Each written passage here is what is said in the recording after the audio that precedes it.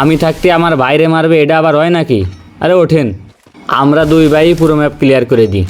ভাবতেছিলাম grand master player নিয়েই grand master লবিতে বিআর র্যাঙ্ক খেলবো, আবার ভাবলাম না, গ্র্যান্ড মাস্টার প্লেয়াররা আমার দেখলে চোখে শস্যের ফুল দেখবে, তার থেকে ভালো একটা রিজন প্লেয়ার নিয়ে আসি। রিজন লবিতে যাই, তারপরে ধুমো কাটাই দিই। ভাই দ্রুত রেডি দেন, চলেন গ্র্যান্ড মাস্টার আর রিজনের ফুলাফানদেরকে একটু খেলা শিখিয়ে আসি।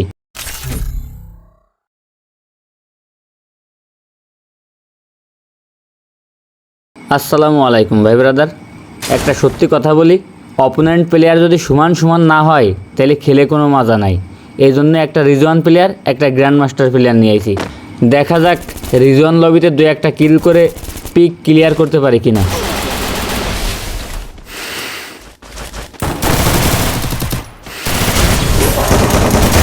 যাক, একটা কিলের বৌনি করে ফেলাইছি, তাও আবার ম্যাক্স 7 দিয়ে।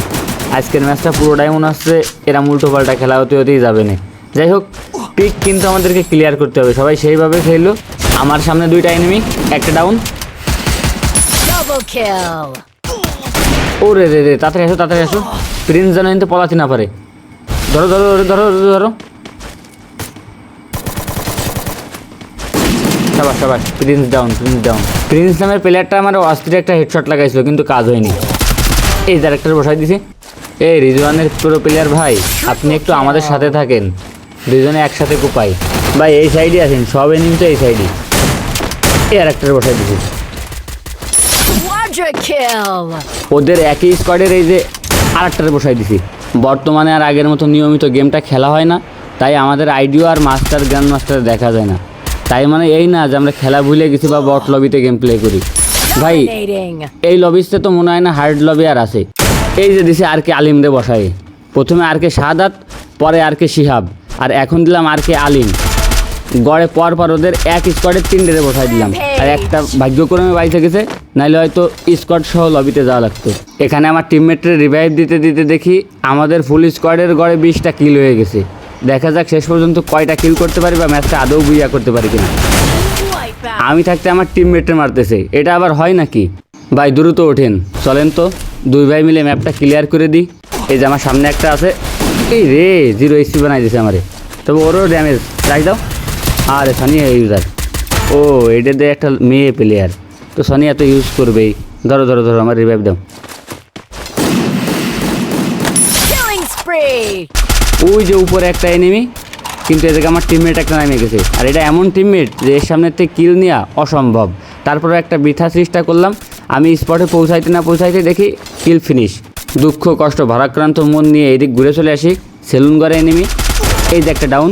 এখানে খেয়াল করলে দেখবে যে আমার 9টা কিল সিকিউর হয়েছে। অনেক চেষ্টা করেছি 10টা কিল করার, কিন্তু আফসোস তারপরে অনেকগুলো নক করলেও একটা কিল পাওয়ার সৌভাগ্য হয়নি, কারণ এখানে আমার 2টা টিমমেট অলরেডি ফিনিশ, আমি একা আছি আর পুষার। তো এই জায়গাটা আমার এমনভাবে অত্যাচার করে যে কিল ফিনিশ করা তো দূরের কথা, উল্টে আমিই নক হয়ে যাই। আমাদের পুষার কিন্তু এখানে অ্যালাইভ ছিল এবং সে আমাদের অস্থির লেভেলের একটা রিভাইভ দিয়ে দেয়। দেখা যাক শেষ পর্যন্ত এই রিভাইভটা কাজে লাগাইতে পারি কিনা বা ম্যাচটা বুইয়া করতে পারি কিনা। এখন এই ভিডিওটা সম্পূর্ণ দেখে যে সঠিকভাবে কমেন্ট করতে পারবে যে 9টা কিল সিকিউর হওয়ার পর টোটাল কয়টা প্লেয়ার নক করছি এবং শেষমেশ 10টা কিল সিকিউর করতে পারছিলাম কিনা। পরবর্তী ম্যাচটা আমি তার সাথেই খেলবো। আরও একটা প্লেয়ার নক করলাম, কিন্তু আফসোস আমার এইচপি লো, কিলটা ফিনিশ করতে পারলাম না। আবার জোনে কাটতেছে ভরপুর, দেখা যাক জোন থেকে বের হইতে পারে কিনা।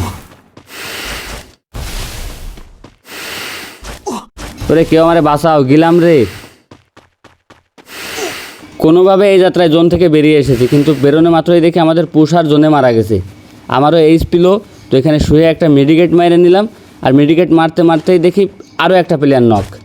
এখন আমি আর আমার পুরো ভাই লাফাইতে লাফাইতে আগইতে আমিও নক। সর্বশেষ একটা কথা, ভিডিও বানাইতে অনেক কষ্ট হয়, অনেক সময় লাগে, সবাই একটু শেয়ার করে দিও।